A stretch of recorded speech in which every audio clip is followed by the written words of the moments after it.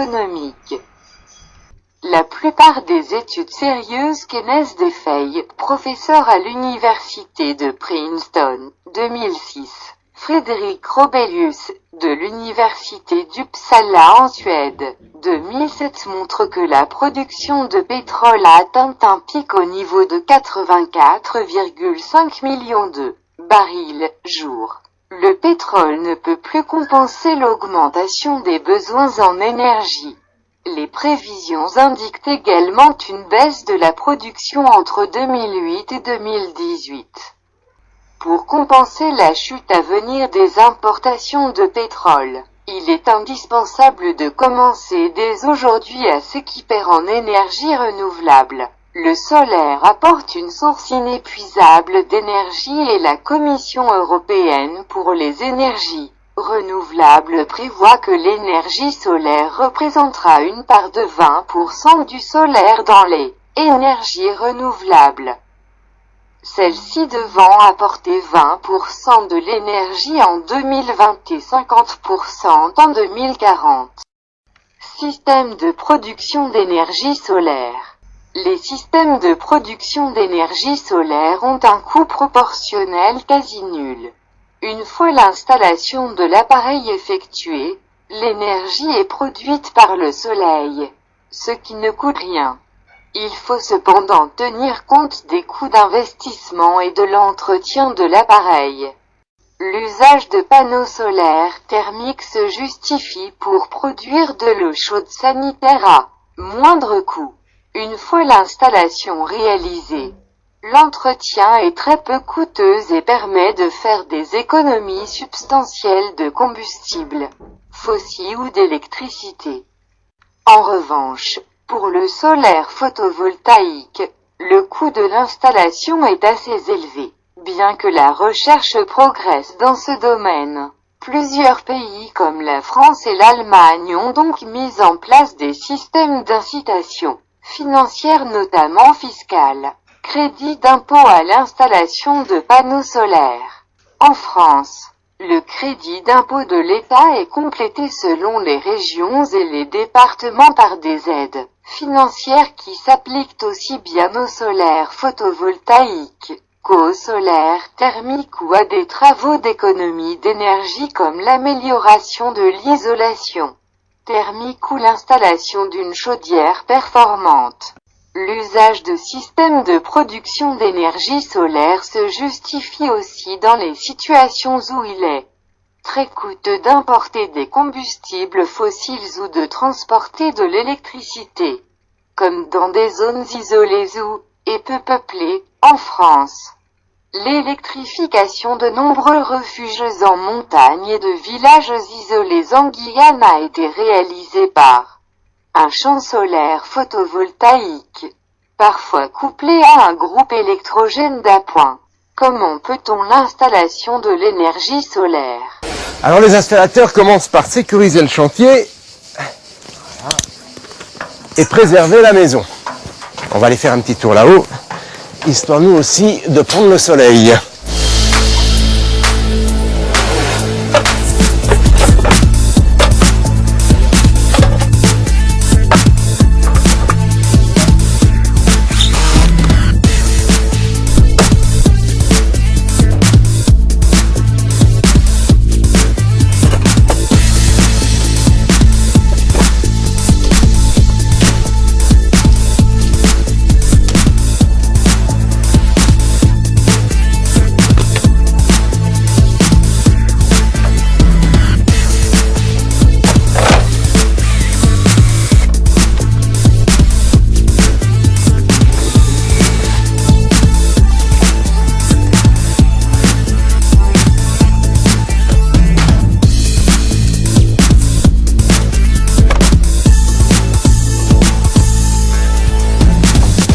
Ah ouais, sympa les gars la vue, hein.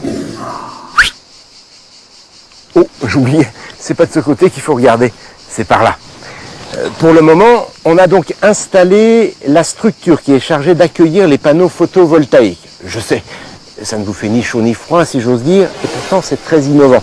Ces supports sont fabriqués à partir d'un thermoplastique qui est utilisé en aéronautique. Cette nouvelle technologie permet de résister à toutes les conditions climatiques, le vent, la pluie et le sel. C'est important quand on habite au bord de la mer. Et puis, comme vous pouvez le constater, ces supports permettent de garder les panneaux indépendants les uns des autres. C'est mieux si au fil du temps, il faut en changer un. Voilà, on a posé les câbles. Il ne reste plus maintenant qu'à installer ces fameux panneaux photovoltaïques.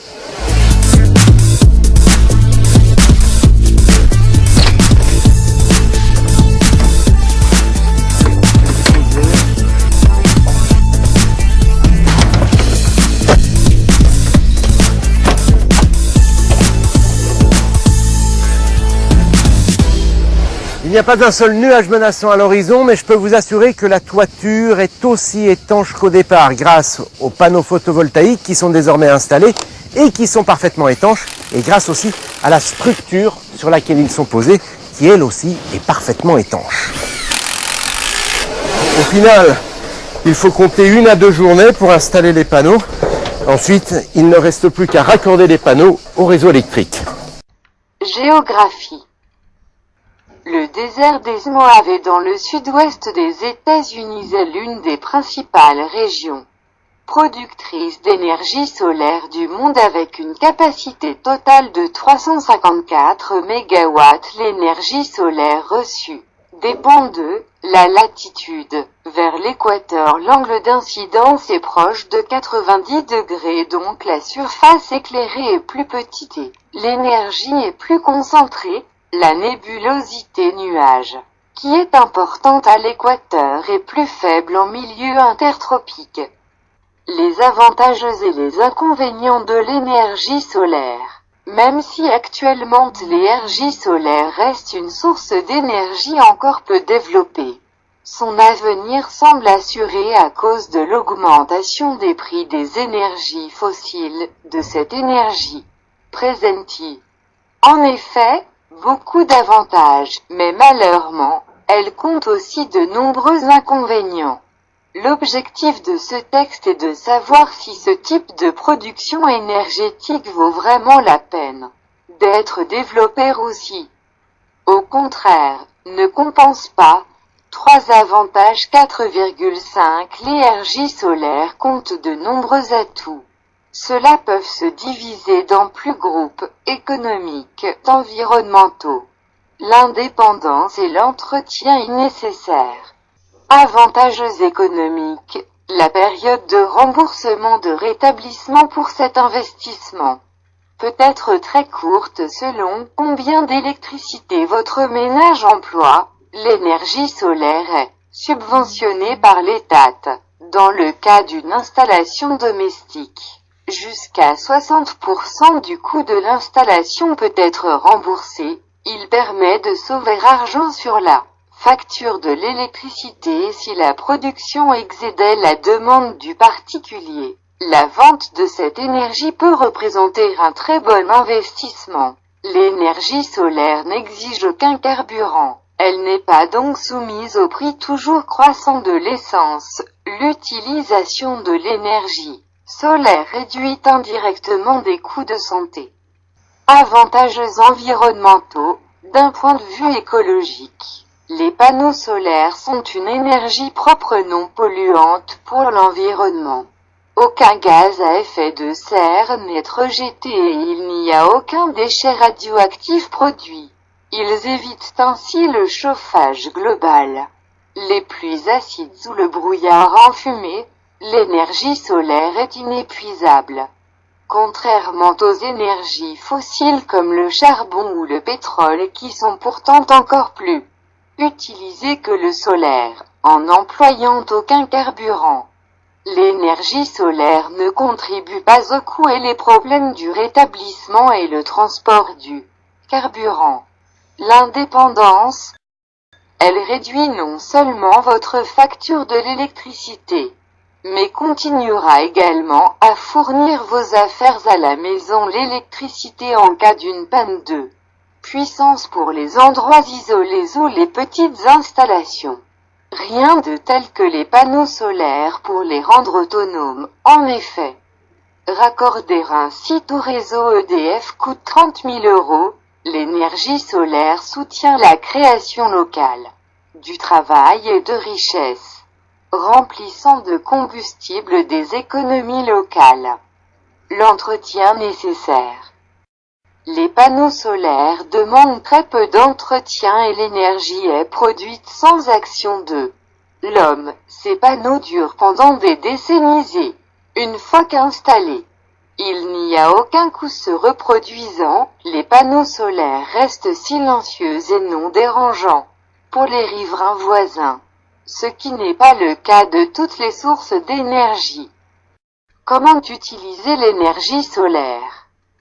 Nous utilisons l'énergie solaire pour la transformer en d'autres formes d'énergie comme l'énergie thermique, chaleur, thermodynamique, électricité, photovoltaïque, électricité et aussi biomasse.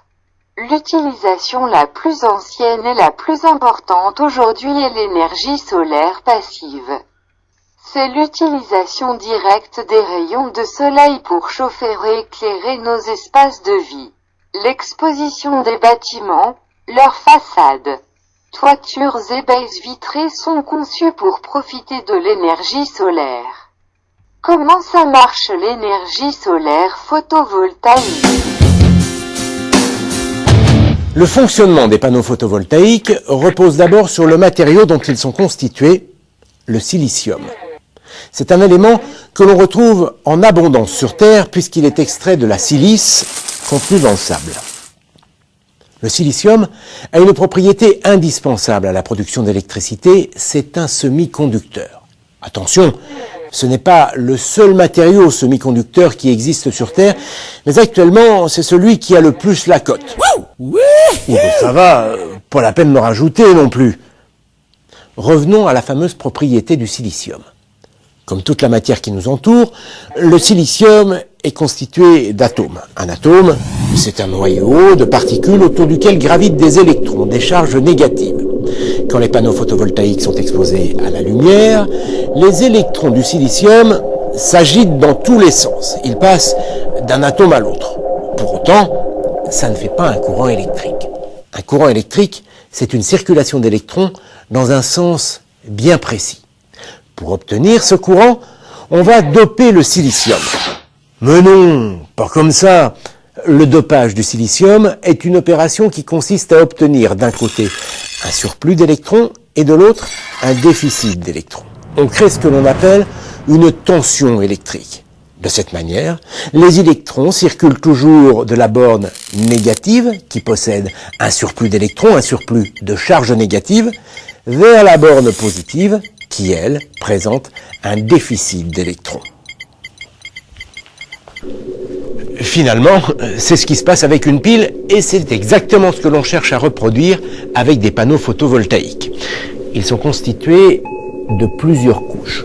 Sur la couche exposée à la lumière, on a ajouté du phosphore, autrement dit, un matériau dont les atomes possèdent davantage d'électrons que ceux du silicium. Et sur la couche inférieure, on a ajouté du bore, un matériau dont les atomes, cette fois, possèdent moins d'électrons que ceux du silicium. On obtient donc une sorte de pile, avec d'un côté une borne négative qui présente un surplus d'électrons grâce au phosphore, et de l'autre une borne positive qui présente un déficit d'électrons grâce au bore. Il suffit ensuite de relier les deux bornes avec un fil conducteur, de placer sur ce fil une ampoule par exemple, et dès que le soleil vient frapper les panneaux, les électrons du silicium se mettent à circuler en alimentant au passage l'ampoule. On obtient un courant électrique. L'avantage, c'est que c'est inépuisable. Dès que le soleil brille, les panneaux photovoltaïques se mettent à produire du courant électrique. Vous l'avez compris, avec les panneaux photovoltaïques, ce n'est pas la chaleur du soleil que l'on recherche, mais son rayonnement. Voilà pourquoi le photovoltaïque est une solution parfaitement adaptée quel que soit l'endroit où l'on habite en France. Certes, la couverture nuageuse va diminuer le rendement des cellules photovoltaïques, mais malgré la présence des nuages, elles vont continuer à produire de l'électricité. La preuve, c'est en Allemagne qui à ce jour possède le plus grand parc photovoltaïque en Europe que l'on produit le plus d'électricité d'origine photovoltaïque.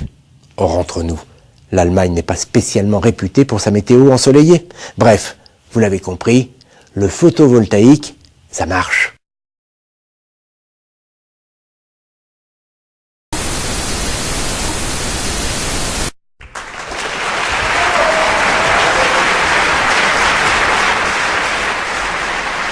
Je n'accepte pas de questions banales.